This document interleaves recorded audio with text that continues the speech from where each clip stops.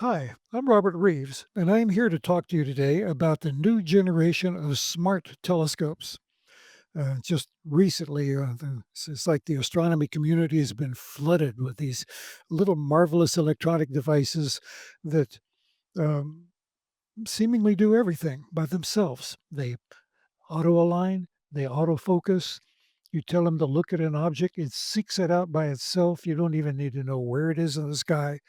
And it's just a marvelous piece of technology that's appeared very recently. These new fleet of smart telescopes, they ignore light pollution. They're very portable.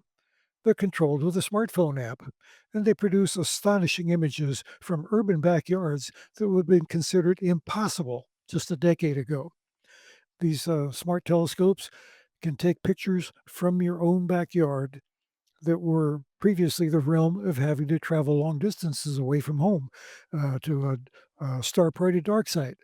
But now this is all accessible from your own backyard with these new smart scopes. Well, as amazing as these new telescopes are, there is a catch. They don't have eyepieces. So if you're a traditional astronomer who really enjoys the eyeball to the eyepiece and looking at the object directly, discerning the fine details just with your own retina and your own eyes through the eyepiece.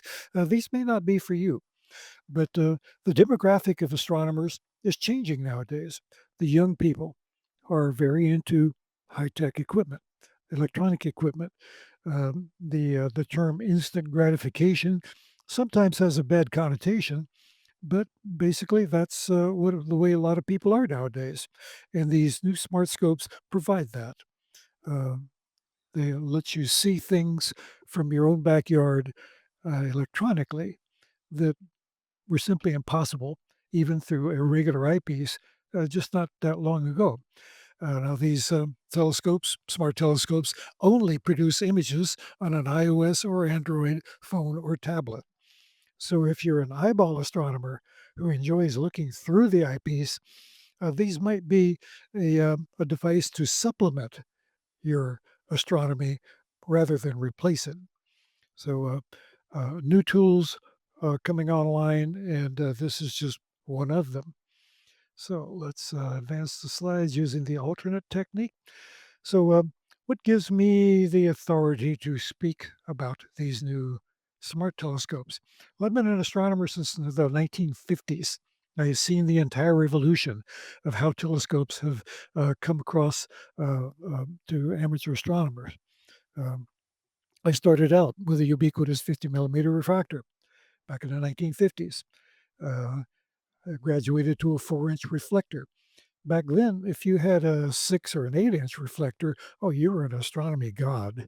But telescopes were fairly simple back then, and that's just the way astronomy was until about the 1970s when the Schmidt-Cassegrain came along.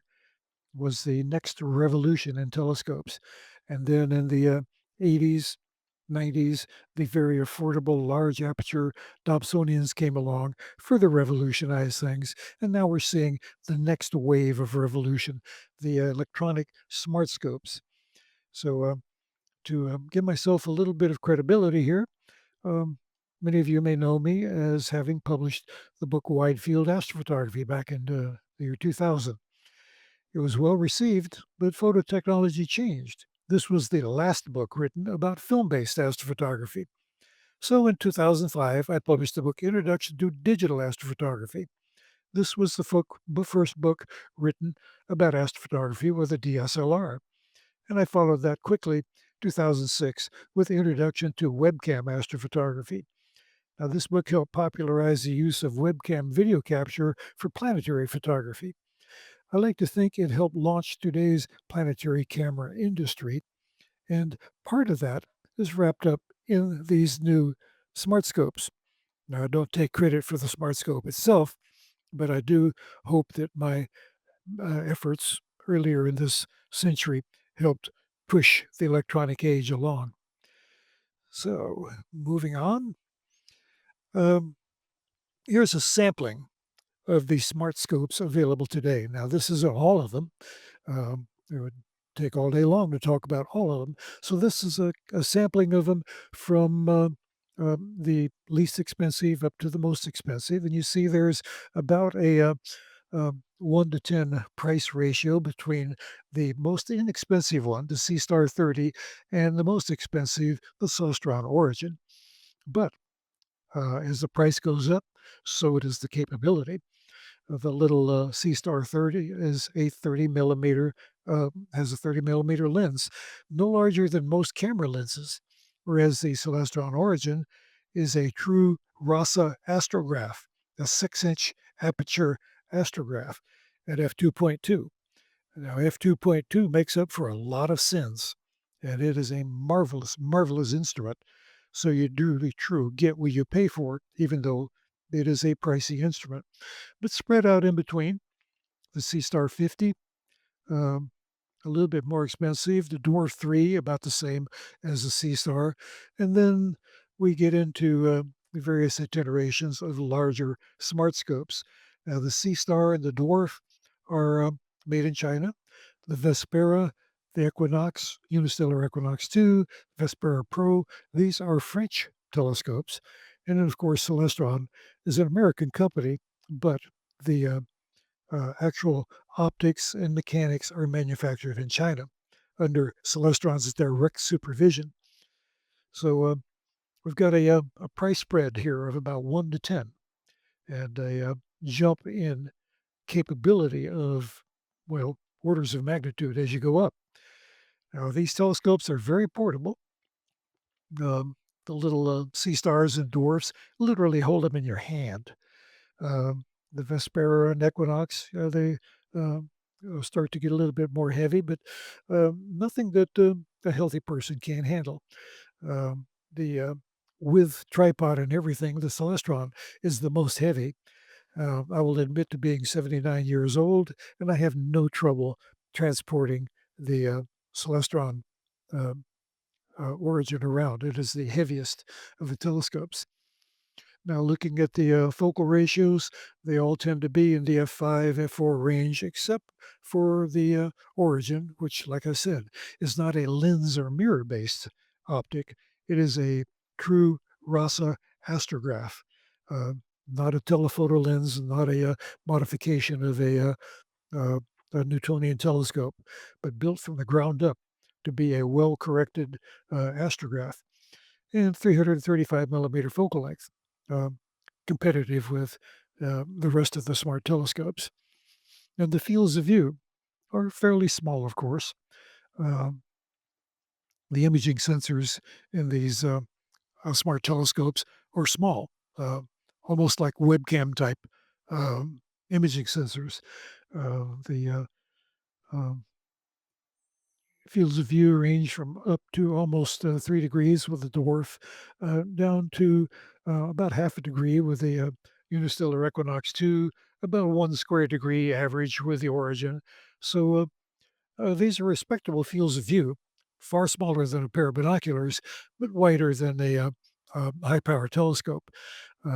They frame common objects, all the Messier objects and so forth, quite nicely. So let's advance the slide and take a look again at the uh, imaging side of these smart telescopes. Um, Looking at the fields of view progressively uh, bigger up to the Vespera 2, and then smaller again, of course, as the focal lengths increase and uh, the various pixel arrays on the sensors themselves. So all of these telescopes um, produce marvelous images for what they are. Uh, the As a matter of disclosure, I should say I am a beta tester for the Celestron Origin. My experience is mainly with this telescope. However, I have seen the results from the dwarfs, the sea stars, and the other telescopes, and I can say they all perform beautifully for what they are within their price range. So uh, granted, the C Star 30 only costs in the $300 range, but of course you're getting a 30 millimeter lens and the limitations of that versus the larger apertures for the more expensive ones.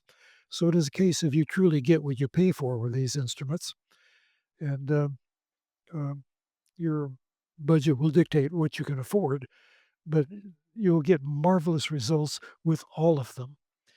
So let me show you a little bit about what these telescopes can do. And go to this first object. Everybody will recognize it as the Crescent Nebula in Cygnus, shot with, in my case, the celestron origin from my backyard in San Antonio. And I'm going to comment about that location here shortly. And the double cluster in Perseus, a lovely apparition in any instrument. The Sculptor Galaxy, taken from deep within a bright urban city of 2 million. And the Pac-Man Nebula up in Cassiopeia in GC 289. I have a special place for this nebula in my heart because uh, not too many people know it, but I named the Pac-Man. So when you see that name, it was me. I named a series of previously obscure deep sky nebula in an article back in the 1990s in Dave Anker's old Deep Sky magazine, and I'm very proud that a number of them have stuck, and Pac-Man is one of them. The Flame Nebula. Everybody knows what the Flame Nebula looks like through various types of telescopes. And through one of these smart scopes, you see it is a very competitive image with images produced by larger instruments. I also use a Celestron 14 Hyperstar, and I have found the images from the little 6-inch origin to be very competitive with the output from the Hyperstar. And moving on, as we said, the fields of view um, average about a degree. So some objects are too big. The Rosette Nebula, for instance, here we're just looking into the donut hole in the middle of the rosette. So a lot of objects, North American Nebula, Andromeda Galaxy, the Rosette, they will exceed the field of view of these telescopes. And to image them fully, you'll have to move around and create a mosaic. And the Cone Nebula in the winter sky, always a lovely apparition, along with the Blue Foxfur Nebula. And one thing I'm particularly happy about with these smart scopes is they pick up the reflection nebula. The Blue Foxfur Nebula is a tough object to image from a city because most light pollution filters do not pass those blue wavelengths of the reflection nebula. But the particular filter combination that Celestron puts out for the origin passes these wavelengths nicely and allows you to get a really nice color balance on images from the city. And Thor's helmet, always a tough object anywhere. Um, and this one particular one shot not only from San Antonio, but through the deeper part of the light dome over downtown San Antonio and the Army base just south of me, Fort Sam Houston. So the Thor's helmet really punched through in this case. And the same with the Cat's Paw Nebula, which is deep in our southern sky from here in Texas and still rang through real well through the light dome of San Antonio. And everybody likes the Veil Nebula. So, a shot of the Veil Nebula taken from my backyard with one of these smart scopes to allow you comparison to show you how competitive these telescopes are with the larger instruments that have produced the photos that we're so used to.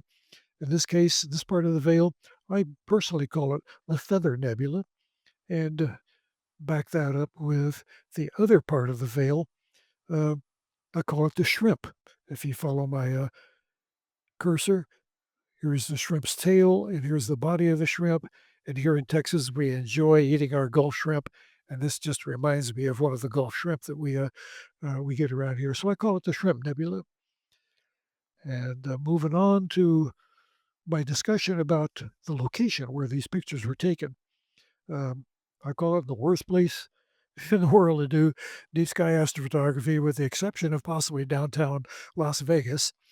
But all of these photos were taken from the Alamo Heights area, uh, here in northeast San Antonio, well within Loop 410, the inner urban loop. Of course, the city now extends beyond the outer loop, the 1604. So we're deep, deep inside the light pollution dome of San Antonio. And to make it worse, when you look south, you're looking through downtown San Antonio and the Army base, Fort Sam Houston. So this demonstrates the amazing power of these smart telescopes, how they can penetrate light pollution and give you images that were previously only possible from dark sky locations where you traveled long distances to go to star parties. So, since the origin is the one that I have the most experience with, I'll discuss it a little bit. It is the largest of these smart telescopes, also the widest aperture, fastest optical system, because it is a Rasa astrograph. And it comes native on an Altaz mount, um, um, a version of the Celestron Evolution mount. It has been out for, oh gosh, over 10 years now. It's a well proven product. And this allows uh, photography of images up to about an hour, because the internal AI software that processes the images will derotate the images. Everybody knows that doing deep sky photography with an alt mount, the sky rotates in a circle, but the mount moves in a up, down, left, right fashion. So you end up with field rotation in each picture. But the AI effectively derotates that for about an hour.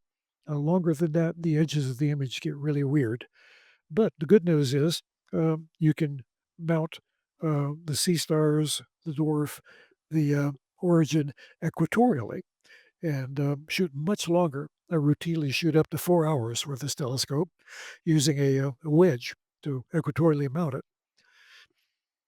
And a view from the other side, of course, and you see the telescope is connected to the mount with a single RJ45 connector, 8-pin connector.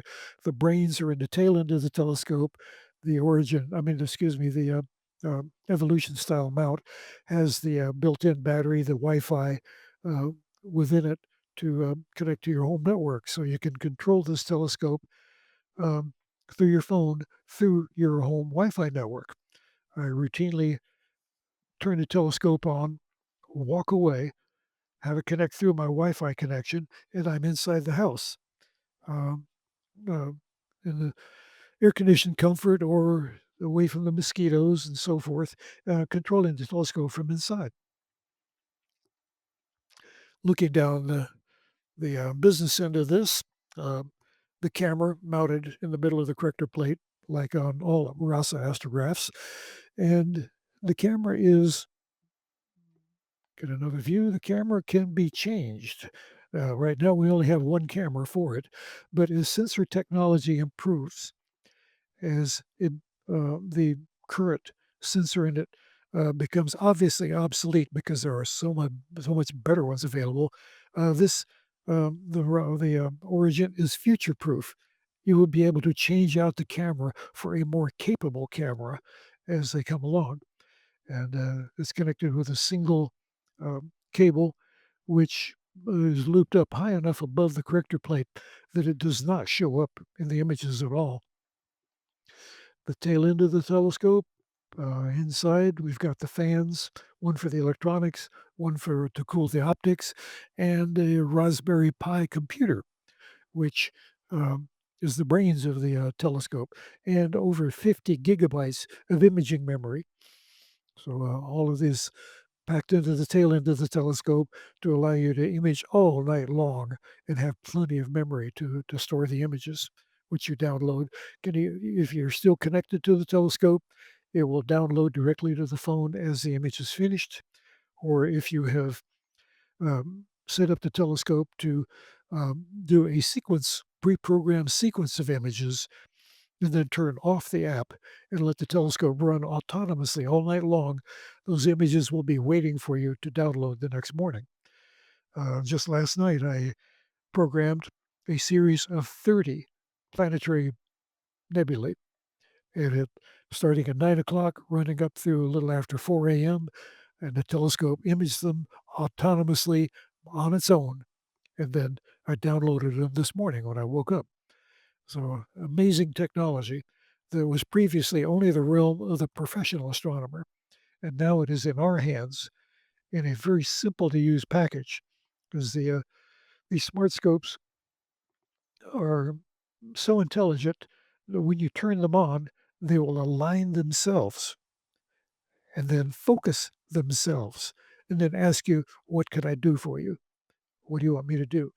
Now, here I have taken the dew cap off of the origin and to show you the magnetic mounted um, filter holder, which slides in underneath the camera, and it accepts either inch and a quarter or 2-inch filters.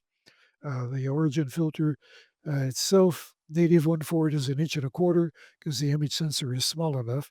We don't need the big filters. But if you already have your favorite deep sky light pollution filter that works well for you, 2-inch, just like all the ones that I have for my um, Hyperstar, they will also fit this filter holder. You take the little inch and a quarter adapter out, and the 2-inch filters fit right in, and into the camera it goes.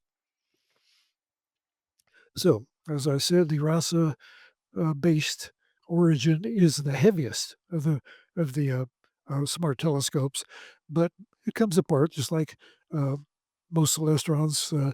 You slide the dovetail rail out, and the optical tube is easily handled. The mount is easily handled. Tripod easily handled. Um, there is no um, issue with transporting these things. Very portable, and the mount itself, like I said, is a upgraded version of the Evolution mount that's been around a long time.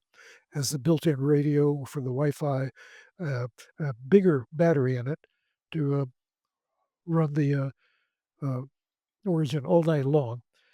I've had no issues running out of battery power on these, and they've run all night long.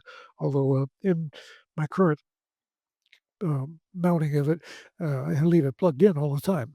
The charger is on continuously, and that does not hurt it at all. I mentioned the connection, single RJ45 connector connects the mount to the telescope, and everything else is automatic. Just it does it by itself. Now, adding a wedge to these things um, greatly improves their versatility. And I was delighted to find that the 2024 Celestron Origin would fit perfectly on my 1974 wedge that I got from my first Celestron 8. In fact, I still have that telescope. So, same bolt pattern, same bolt threads, everything worked perfectly. And nowadays, I have my Origin mounted at its own little mini observatory on top of my regular observatory. So it's up there happily looking at the sky every clear night, and just I'm having a blast with it. I cannot say how much this has um, improved my ability to not only image the sky but enjoy objects that I normally would overlook simply because I don't have time. But the automated imaging systems, all of these telescopes, you can program it to search the sky for objects that you would normally not pay any attention to. So it's definitely a step up. So, excuse me, I didn't mean to jump so fast. Very quickly, before we wrap this up, I wanted to explain why the name Origin for the Celestron version of the smart scopes. Well, the built-in Wi-Fi used in the Origin was originally released with the Evolution telescope. The dew heater and dew controller were released as a separate product. The focus motor released as a separate product. The StarSense Auto Align released as a separate product. The RASA Astrograph released as a separate product. and a 6, 8, 11, and 14-inch version. But all of these products were originally designed specifically for the Origin telescope and then spun off as individual uh, products as the Origin evolved. So the name Origin, very appropriate. It is the origin of many popular Celestron products. So let's wrap up this presentation by going through a series of very familiar objects, Messier objects. Everybody knows what they look like. And you can look at these and compare your vision of how these Messier objects appear with how they appear through one of these smart scopes from a very light polluted backyard. I think you'll agree that um, these little smart scopes produce absolutely stunning results, light years ahead of what we ever dreamed of having at this time. Uh, the Lagoon Nebula, almost overexposed in a 15-minute exposure from deep within an urban backyard. The Eagle Nebula, complete with the Pillars of Creation. The Swan Nebula, M8, oh, excuse me, M20, up above M8. And the Dumbbell Nebula, complete with some of the outlying nebulosity that we don't normally see with the eye. And of course, Andromeda Galaxy, too big to fit into the field of view, so we're looking at the core of the galaxy. M33, always a spectacular view in any instrument. M35 with this little companion NGC cluster off to the side. M41, just a buckshot scatter of stars. Orion Nebula, everybody's favorite to compare how astrophotography systems work. M46 with a really cute little planetary nebula in front of it. M51, everybody's marvelous second most favorite galaxy after M31, of course, the Ring Nebula. And M78 up in Orion, demonstrating how these smart scopes can soak up those blue nebulosities as well as the H alpha. And galaxies, no problem. Just expose a little bit longer, and you can get those from town too. Planetary nebula, they shine through like a bright searchlight. The Pinwheel Galaxy. And finally, the Sombrero Galaxy in Virgo. So let me wrap this up by saying smart scopes provide dark sight performance from an urban backyard. Smart scopes ignore light pollution. Smart scopes offer an automation previously only enjoyed by the professional astronomer with advanced equipment. And smart scopes span the range of affordability and performance. There is a model that you can afford. And smart scopes are incredibly easy to use. Turn them on, let them autofocus, let them auto align, and then tell them, what do you want to see? And they will go to it. They provide a new level of fun and enjoyment in astronomy. And although you don't look through an eyepiece using them, you will quickly find what the term instant gratification really means. These devices are uh, light years ahead of what we ever dreamed of just a few years ago. So I hope you've gleaned a little bit of information for these that you find useful, and look at these new smart scopes in a different way. And hopefully one of them will be in your backyard very soon. So I've enjoyed talking to you, and we'll sign off and let you think about what we've just been discussing, the future of astronomy. Thank you very much.